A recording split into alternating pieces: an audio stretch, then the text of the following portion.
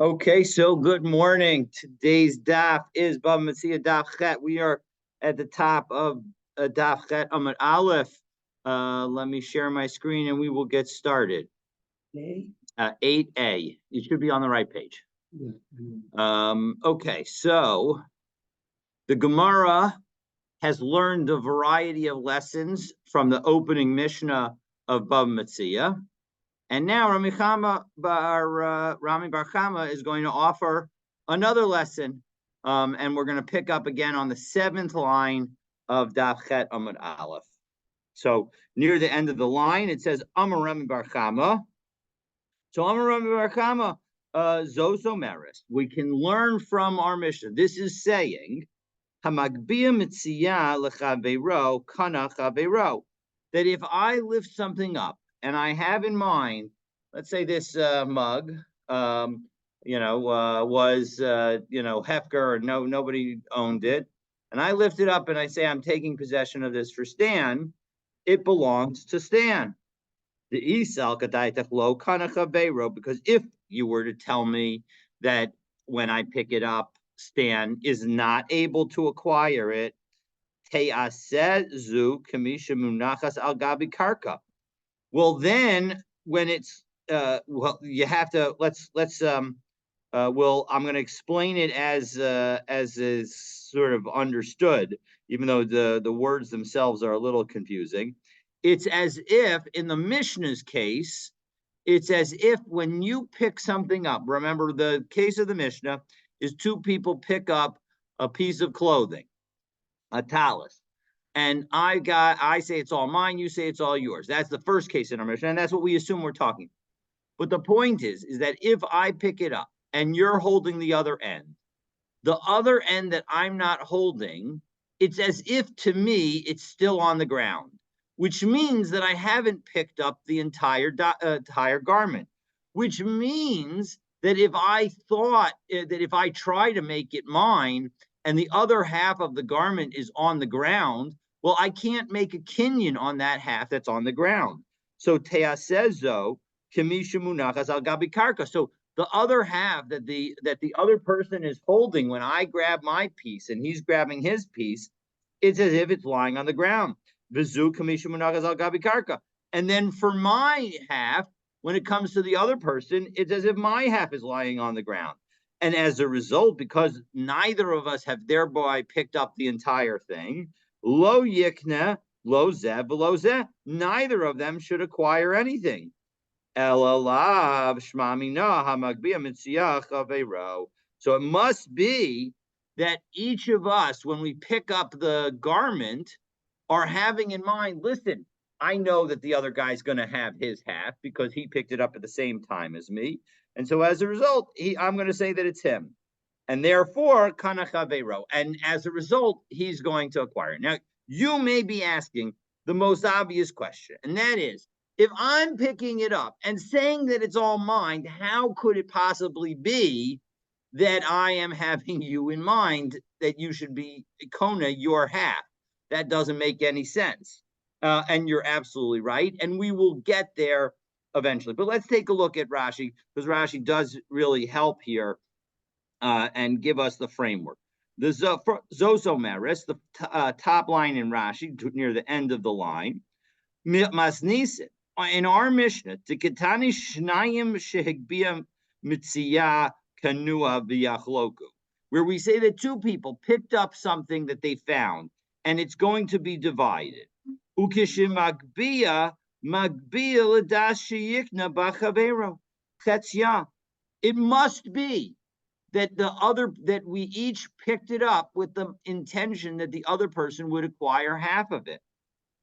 And Shema Mina, and so as a result, that is the basis that we learn, it seems, according to Rami Bar Chama, Hagmiya Metziah, that when one picks up a found item and has intention to enable somebody else to acquire it, they actually acquire it.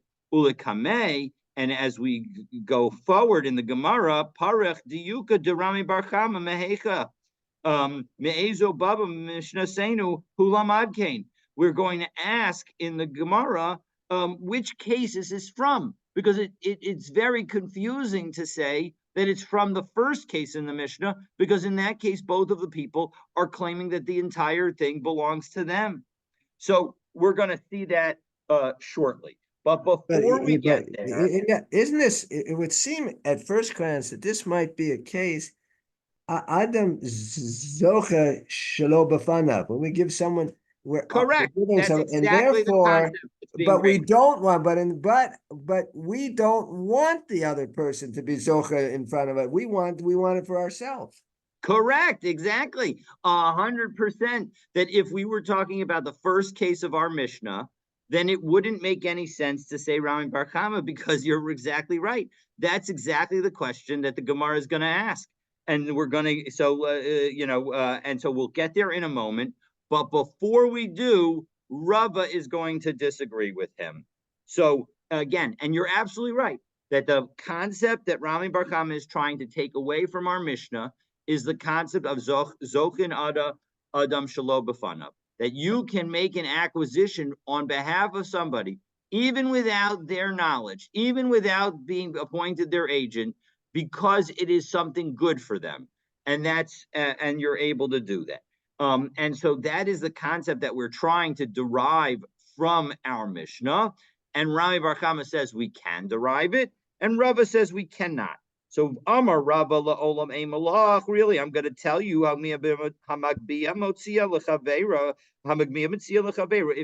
if somebody picks up a found item and has intention that only their friend should acquire it, lo kana chavero, that friend does not necessarily make an acquisition. And what is the reason that your question, Rami Bar Chama, about how is it possible for them to make an acquisition on only half of the item when the other half is being held by another person, and therefore it's as if that other half is on the ground, so you can't make an acquisition on it. But here's the reason why.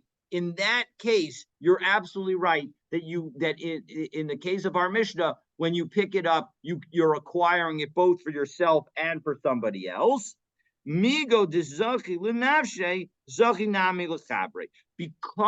you are picking it up and having in mind your own acquisition, therefore we're going to allow you to acquire it for somebody else. And Teda, listen, you can know that this is the case, because if I go and send out an agent to do something terrible, say Uganovli, go and steal something for me, the ganav and the person goes and steals it, putter. I'm not liable for sending out the person, because as Rashi tells us so nicely, 1, 2, 3, 4, 5, 6, 7, 8, 9, 10, 11 lines down in Rashi on Cherem Aleph, putter hamishaleach, the one who sends it is putter. Pater Mila Shalom Kevel. He doesn't have to pay the double penalty. The Kaimalan Ein Shliach Ledvar Aveira. We have the concept that there is no agency for the performance of a sin. Lehitchayev Shulcho. In order to make obligated the one who sent him. Ela Shliach. The Shliach himself is the one who's obligated. Divrei Harav, Divrei Talmud, Divrei Mishomin. Because when you think about it, God is the teacher of all, and God says not to steal. And here I, a student of God, am telling somebody to steal. Well, who are you supposed to listen to? Me or God? And the answer, of course, is God. So as a result, that's the case of somebody making an acquisition for only somebody else. But listen to the following: Vishutafen Shiganvu. However, when a pair of people steal, meaning if we're partners and I steal on behalf of the two of us, chayavin, then we are chayav. And Rashi again helps us. The ilu shutafen Shiganvu. The next Rashi, va'echad hotziah mirashus balim. So one of us takes this thing out of the possession of the owner, lidato, with the knowledge and agreement of the other person, uladad chavero, and then with his knowledge and the knowledge of his friend. Amrinan b'Bava Kamach d'chayavin. In that situation, we learned back in Bava Kama, it's a good opportunity to do some chazara on Ayin Chedam bet that in fact that's going to be a situation where the two of them are going to be liable. And so we see this exact concept that Rava is saying. My time, what's the reason?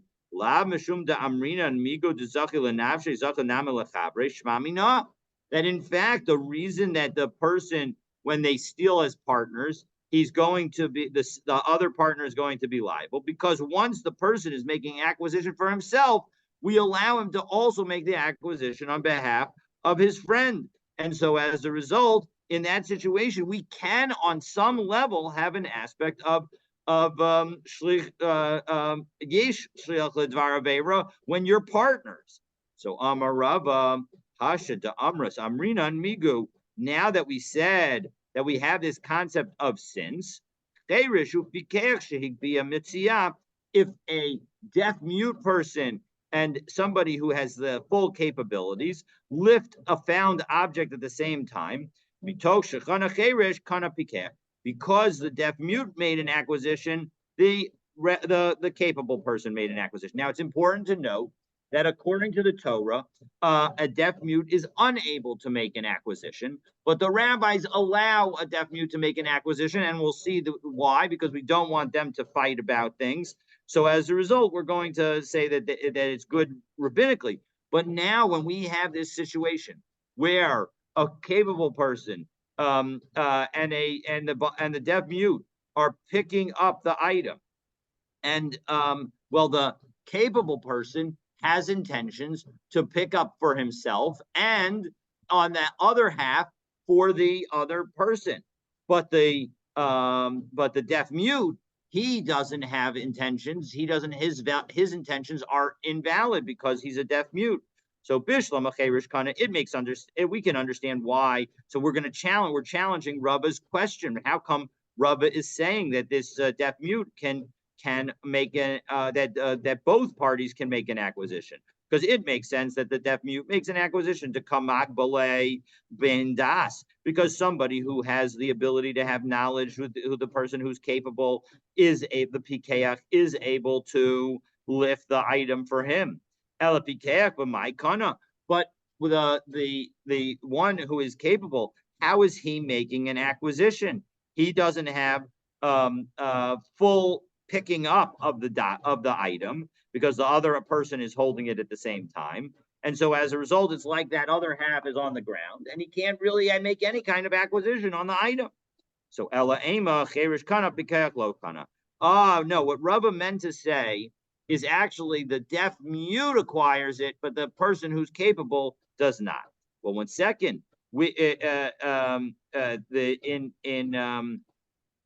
Rava's statement, he said, Amrinan Migu, Ella Ema Umay Migu. What he said, that the basis of this quote of this comment, that now that we've modified it, that the deaf mute makes the acquisition, but the competent person does not, it seems like it's supposed to be based on some kind of statement of since X, then Y. But what since is there? What's the basis of saying? So migu d'shnei tarushin ba'almakan.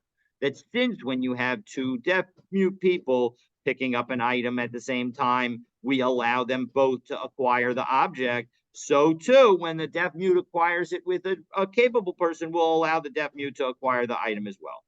Hi, my, but 1 second. What kind of comparison is this? When it comes to the regular case of two pikeachs, if one person licks up the item for himself and for his other person, so he lifted it up with the intent because that the other person get it. But he also had in mind for himself to get it. So here, in the case of a pikeach and a cheresh, where the pikeach is not making an acquisition at the end of the day, because the cherish is unable to help him. So as a result, how can you possibly say these cases are not comparable? How can you say based on a two cherish case, where they both make an acquisition, will allow the person, the cherish, to make an acquisition in the case with the bikeach? The bikeach only has in mind that the cherish should be able to make an acquisition based on the fact that he's also making the acquisition, but now he's not making an acquisition. Now that he's not making an acquisition of any of the object, he's going to try to have in mind to enable somebody else to make an acquisition? Of course not. So Ella Ema Mitok Shalo Kana Pikach, Lo Kana Cherish. No, the migu is the following: that because that really we need to say that what Rava's statement was is that neither of them make an acquisition. And the reason that we say that that neither of them makes an acquisition is that because the because the capable person doesn't make an acquisition, neither does the cherish, neither does the deaf mute person. Well, 1 second, I don't understand. We had a Havamina a few moments ago that because when two cherish people pick up something, they both make the acquisition, will also allow the cherish make the acquisition when he picks it up with the pikeach. So why don't we say that? Why is this case different? Why are we now saying that nobody makes an acquisition? Well, Hasam takinu lo rabana.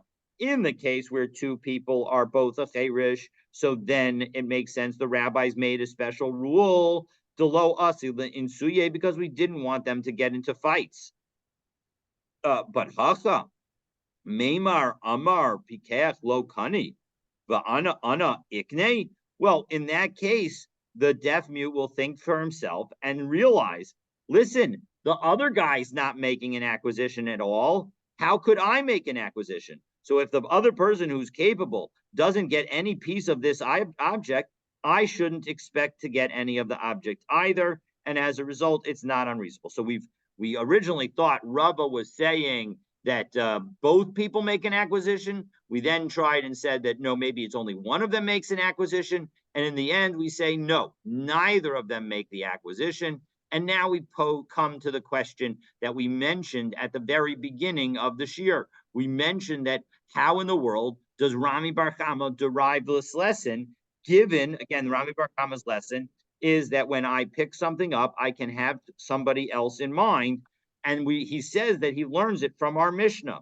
But how can that be? Where is it from? And that's the question that Rav Acha is going to ask right now. So, Amarle Rav Acha Brei de Rav Ada the Rav Ashi Diyukein de Rami Bar Chama Mehecha. How in the world does Rami Bar Chama learn this? Because Inema Meresha, if you want to tell me it's from the very beginning of our Mishnah, Shnaim Ochs and Batalis, the two people are holding the talis, and we're going to have again 5 different efforts. The last one is going to be successful. Hasam Hai Kamar Kula Shali. I don't understand. In that case, each of them is saying that the whole documents, the whole garment is their own. Va'ana agbasa kula, and I picked up the entire thing. V'hai amar kula shali va'ana agbasa kula, and I picked up the entire thing. So how is the world could we possibly say that when the guy picked it up, he had in mind for somebody else? So as a result, we go to effort number 2. Elameha to katani ze omer kula shali v'ze omer kula shali hatu lamali. Oh, 1 second. Why did we even need to say in our original Mishnah that this one all belongs to me and this all belongs to me? We already had that concept, right? We had Shnayim Oaks and Batalis, Zeomer Ani Mitzasiya, Zeoner Ani Mitzasiya. You don't need to tell me that each one is claiming that it's all theirs. Just by telling me that they each found it and picked it up, that's enough that we would know that. So why did we have this repetitious language? Hatu lamali. Why did we even bother to say all this? Elam and Mishnah Yisera Shmamina. From the fact that we have this extra language, that must be how Rami Bar Chama was learning. He's learning from that repetition. That's what he's learning. Oh, 1 second, that doesn't work because if you remember all the way back to Beis Amabez of our Gemara, we learned that Reisha b'Metziah, v'Seva b'Mekach u'Memkar, that repetition was telling us that not only does this apply in a case of where somebody finds an object, but it also applies in a case where somebody has purchased an item, or two people claim to have purchased an item. Elam is Seifa.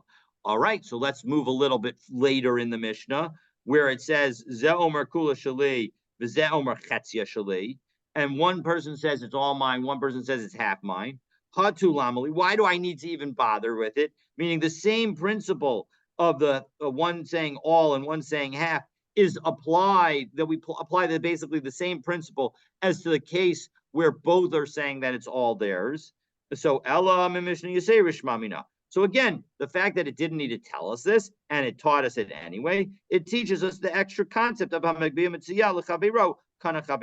if one picks up the item for his friend, the friend acquires it. That doesn't work either. Oh, you want to tell me that this case of it's half mine and it's all mine is a case of where the person found it? Maybe it's a case of where the person bought the item, and as a result, that's why and so as a result, the Mishnah is unable to tell us anything about a case where one person said that where it's found, and it's not extra in connection with finding. Oh, so it's like, well, what is it telling us? Why does it need to tell us in the connection with a sales transaction? Why, again, is it really necessary? Maybe it's also extra, and therefore we can learn from it. It's no, it is necessary because that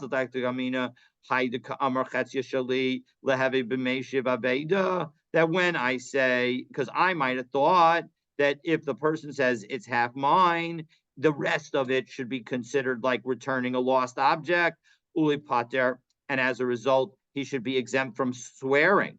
Kamash Malan, Dahai Iyorume Kamarim. We're worried about people engaging in harama, in deception, in trickery. Savar, because the person might think, I amina kula shali beina ishtabuye. If I need to say that it's all mine, if I say that it's all mine, I'm going to have to swear. Amahaki. Now I'm going to say it's not all mine. I'm going to say it's half mine.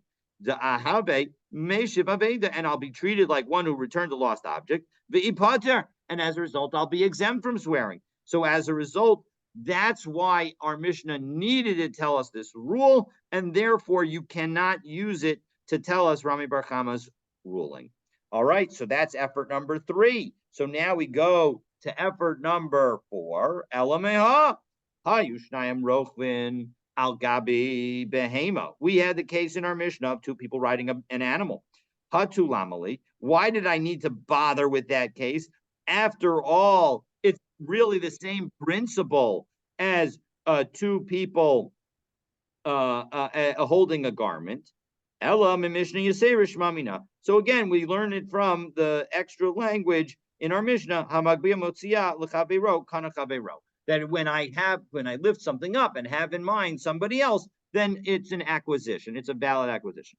But Dilma Hakamash Milan. Well, in second, that doesn't work because maybe this is what the case is telling. That even somebody who rides an item and not just is pulling an animal is also an acquirer. And we're going to get to that conversation in a moment. So Ella Misefa. Rather, you have to learn it from the the last case of the Mishnah. And that is the very last case in our Mishnah is Bizman Shehem Modim or Sheyesh Lahen Edim, where they acquire it at the same time or where they have witnesses, Cholkin below Shvua. Then they will divide without an oath.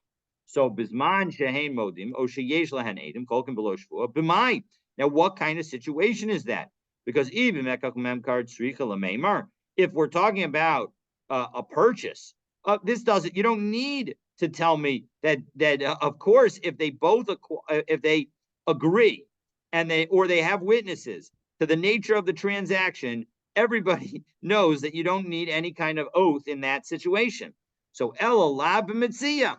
Rather, this has to be talking about a finding. and ushmamina, and we learn from here Metziah because here again we have both agreeing that they both lifted the article at the same time.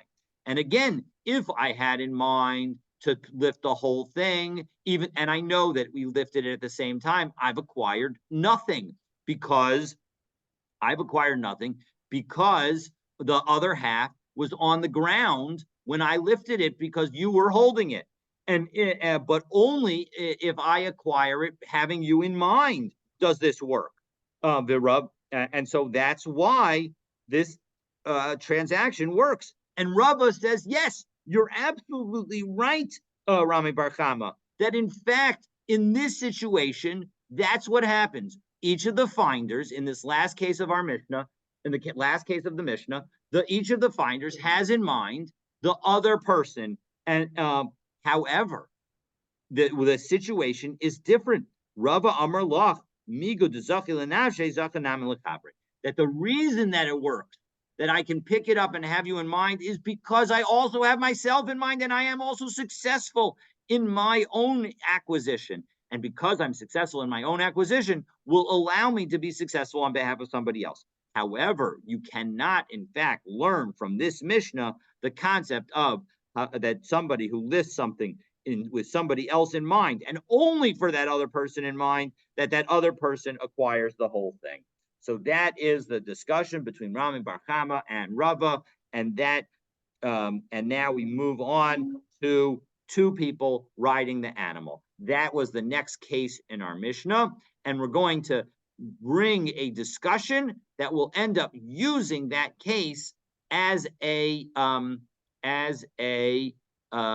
proof text to try and undermine one of the positions that we'll raise. So let's take a look. Hayushnayim Rochvin, Amar of Yosef. If you have two people who are riding, we say in our Mishnah that each of them says it's all their animal, and they have to divide it. So Amar of Yosef, Amarli Rav Yehuda. Rav Yehuda told me the following. Now, again, this isn't directly related to our Mishnah. We're going to get there because we're going to quote our Mishnah as a proof text. Shmayus Mine, Demar Shmuel Tarti. And he told me, this is Rabbi Yehuda speaking, I heard two things from Shmuel. Rachuv Umanhig. I heard about somebody who's riding an animal, and I heard about somebody who is leading an animal. Okay. Chad Kani, one makes an acquisition, Chad Lo Kani. Below Yadana Haiminayu. One of them makes an acquisition, one of them doesn't make an acquisition, and I don't know which one. Okay, so let's take a look. Top Rashi. Shamis Mine Demar Shmuel Tarti. I heard two things. Shamati Memenu Shnei Dvarim. I heard from him two different things. Din Rachuv. I heard from him the law of one who rides. The Din Manhig, and the law of the one who leads. Bechad Amarli Kani. With respect to one of them, he told me that the person makes an acquisition of the animal. Ubechad Amarli Lo Kani. And the other one, he told me that the person does not make an acquisition. Below Yadana, and I don't know which is which. I don't remember which one is which. So the Gemara says, hey, Chidam, 1 second. What case are we talking about? Because if you're going to tell me that the law that Shmuel was teaching was about a single individual doing each of these items, well, then there wouldn't be any kind of question. Because manig l'chudei mi ikamanda amar lokani. Does anybody disagree with the concept that if somebody is leading an animal, that they do not make an acquisition? That is the concept of Mashicha, and everybody agrees that Mashicha works with a large animal. So as a result, it cannot be that's the case that we're talking about. It can't be that we're talking about a case of one person doing one action, and the question is does that make an acquisition or not? Because there's no way that Rav Yehuda would have gotten confused about that. So Ella Iika Lamemer Delokani, that when is it the question of whether or not there's somebody who doesn't make an acquisition? Rachuv de Iika Lamemer. And moreover, if there's anybody who doesn't make an acquisition, it's clearly gonna be the rider who doesn't make an acquisition. So that's sort of like concluding the point that in fact it does, it can only be one direction. So Ella Rachov Bimkom Manhigi Baile. So the question must be about where there's both a rider and a leader. So what's the situation? So what's the ruling? So Rachav Adiv Dahat Tavisba. Do we say that the rider is better because he's literally holding on to the animal? Oh, Dilma Manigadiv the Aslam. Or maybe the leader is better because he's the one who's getting the animal to move, right? And so the point is that once we say that we're not talking, just to make something clear, once we say that we're not talking about and each individual's actions, it could be that each individual action would make an acquisition. That certainly the one who is leading makes an acquisition, and it could be even the rider makes an acquisition, and that the case that we're arguing about is where both are happening at the same time. So Amr of Yosef, Amr li Rav Yehuda, Nechse. Let's take a look. Ditnan Hamanhig Sofig es ha'arbayim. We have a proof from a Mishnah in Kloyim that if one person is leading two animals that constitute Kloyim, then Sofik is Harbayim. He gets 40 lashes. V'hayoshi b'karon Sofik is Harbayim. And if he's in a wagon being led by those two animals, he's also going to get 40 lashes.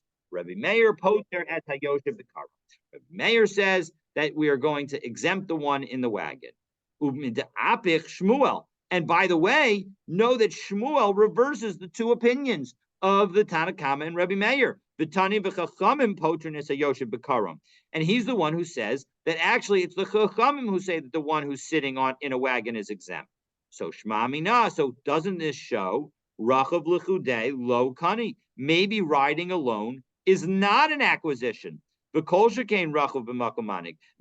and certainly riding in the presence of a leader will not make an acquisition. So doesn't that show that must be the situation that Rabbi Yehuda would say, that in this competition situation, he's going to say, of course, the leader is going to be the winner and not the rider. So Abaye is going to question this situation because Amar le Abaye le Rabbi Yosef. So he's actually Hazimnin Sagian Amraslan Nechse Anan. You've told us this concept, this teaching, a bunch of times, but below Amrat Lach Mishmei de Rabbi Yehuda. But you never told it to us in the name of Rabbi Yehuda. So Amar le Ivra, yeah, that is true. V'decharnan Nami de Amrile. And now I remember that I told him, Heki Pashin Mar Marachov Yosef. How can you learn a rider from somebody sitting in a wagon?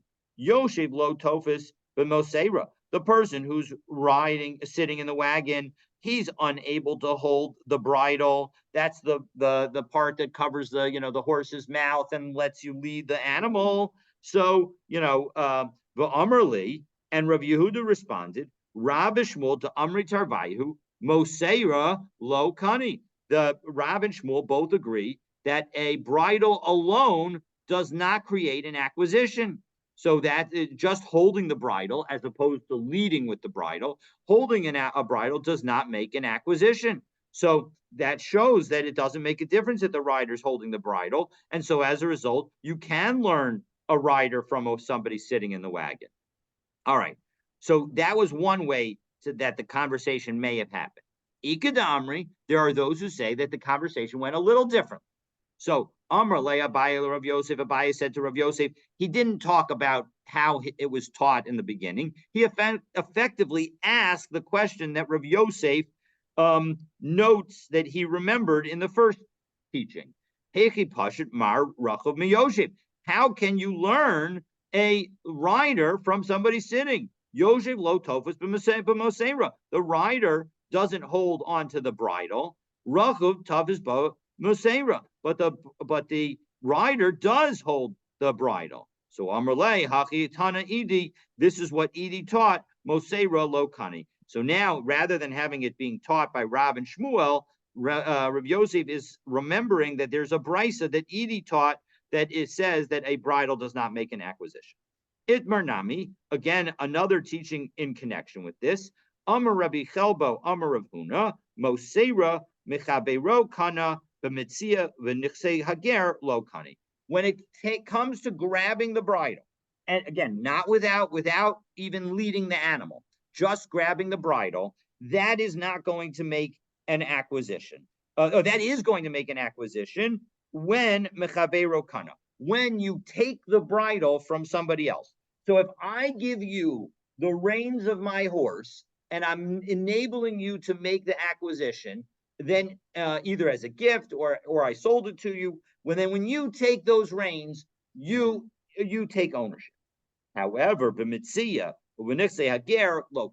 However, if you were to just find that animal on the street and it's abandoned and it has no ownership and there's no signs of who owns it, then if you to just grab the reins, that's not enough.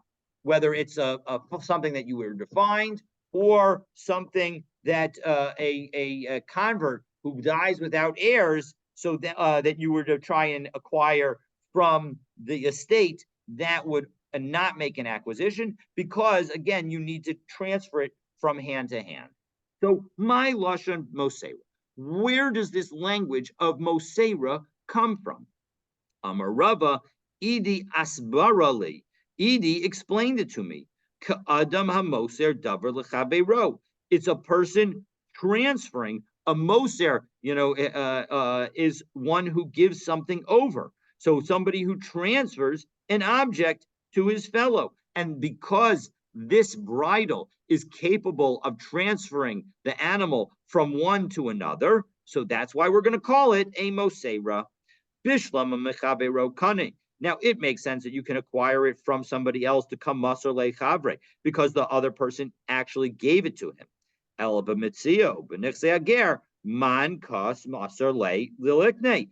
is transferring the animal to him that he makes an acquisition? It's nobody. And so as a result, that's why if you just find an animal, then just holding on to the bridle is not enough. So Meisvei, what about our Mishnah? Hayushnayim rochvin al gabi behema. You had two people riding on an animal.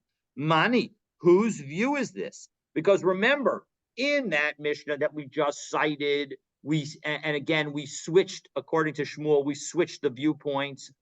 Rabbi Meir says that. Rabbi Meir says, where is that? Rabbi Meir says that both the one sitting, leading the animal, and one sitting on the wagon are both going to be liable. So as a result, both are a form of acquisition.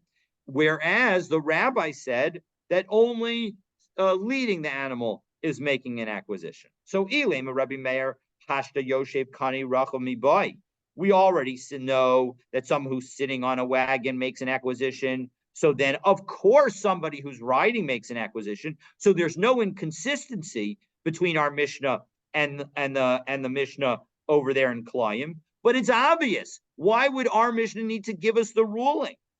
Ela lav rabbanan. So it must be the rabbis. Ushmamina rachav kani. And so we see that one who's riding makes an acquisition. But one second, one who's riding makes an acquisition. That is contrary to what the rabbis say in that Mishnah over there. Because again, we're going according to Shmuel, who flipped the opinions, and the rabbis over there say that only the one who's leading an animal makes an acquisition, and not the one who's sitting in the wagon, because that person's not going to be liable for kolayim for 40 lashes. So here's what we're talking about. Where you lead the animal with your feet. And so as a result, you're not just riding, but you're also leading. Well, one second. But if you're leading with your feet, well, then you're leading. So why would I ever think that you're not going to be sufficient? So Trey Gabni Manhig, what we're teaching is that there are two different types of leading. You can lead on the one hand with using the bridle to pull the animal along, and then you can lead on the other hand by using your feet to, I guess, to either to kick the animal, or if your feet are long enough to walk the animal in a particular direction that you want it to go. So Mao de Tema Rachovat, if I might have thought that riding is better, because you're effectively both leading and holding. So Kamash Malan, our Mishnah is coming to teach us that no, it is not in fact better, and that is the end of our discussion. And so in the end, it's interesting because we could have asked a question earlier in the Gemara, because if we remember back to our Mishnah dealt with the case of one riding and one leading. And we said that they were equal, they would both split it.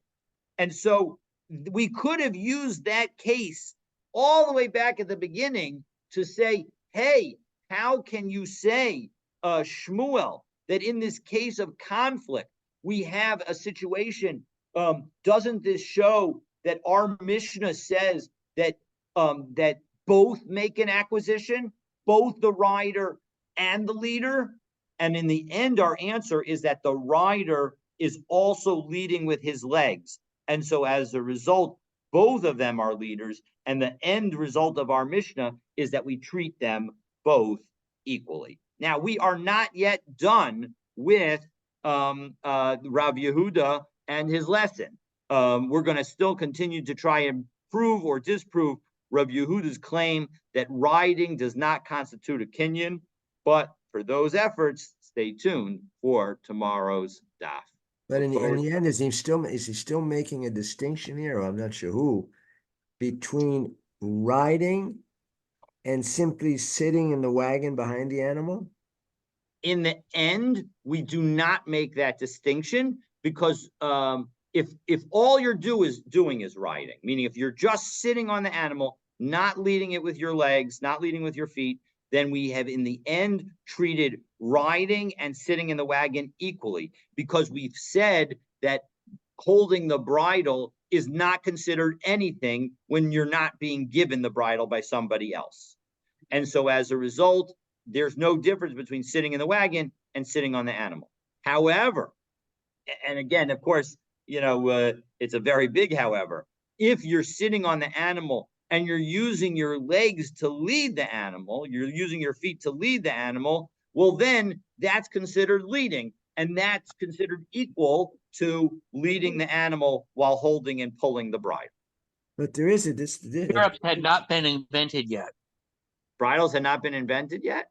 Stirrups have not been invented yet. Stirrups had not been. Oh, I didn't realize that. Okay, that's interesting. Yeah, so that would potentially change what you just described. Well, the bridle, whatever the bridle is, it's some method of presumably controlling the animal's head to tell it which way to face and thereby which way to go. So even if it's not formal stirrups, which helps explain why that actually answers the question that I had, which is, of course, when you think of a wagon, you think of the 1800s, and you think of somebody holding the stirrups of the wagon.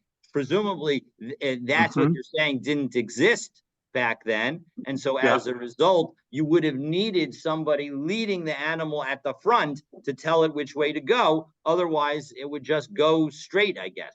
So, it is interesting. In ancient warfare, horses were used, but mainly pulling chariots. Okay. Interesting.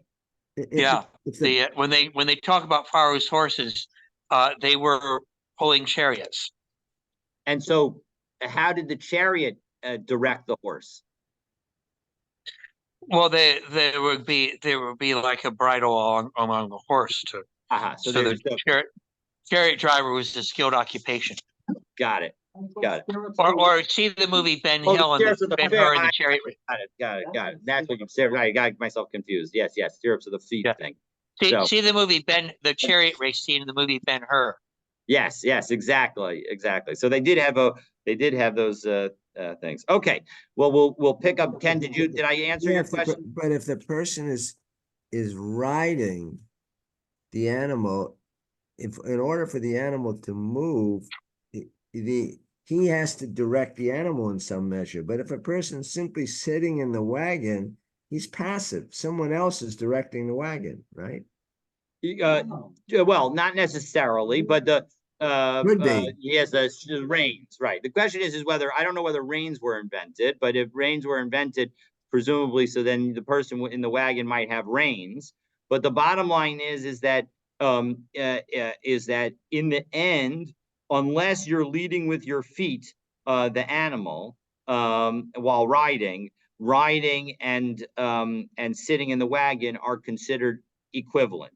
You're able to do both. So, and we basically say that even though you're effectively more connected to the animal when you're sitting on it, that is not sufficient for any relevant purpose. And that's part of my point. People, at least for horses, your legs would be used to hang on for dear life. You got it. So as a result, you're not using your ordinarily not using your feet to lead. Right. Really didn't have a saddle either. They had reins. Yeah, they had bareback. They had some kind of primitive rein, but they didn't have stirrups and they didn't have a saddle. They rode bareback. Right. Interesting. What's the Muscana? Remember that there were other animals that were used for transport in that time and place. So camels, donkeys. Yes, the Muscana is that at least the Muscana at the moment is that we have is that one, when it comes to the bridle can only be used to transfer ownership, not to make an acquisition from Hefker or from the estate of a convert. That's point number one. Point number two is that leading, everybody agrees, makes an acquisition. And point number three is riding and sitting in the wagon are equivalent. We have a machlokas over whether or not that is considered something that makes an acquisition. According to the Chachamim, according to Shmuel, it does not make an acquisition. According to Rabbi Meir, it does make an acquisition. However, everybody agrees that if you're sitting on the animal and using your legs, your feet to lead the animal, then that's equivalent to leading the animal whilst walking, while using the bridle to lead the animal.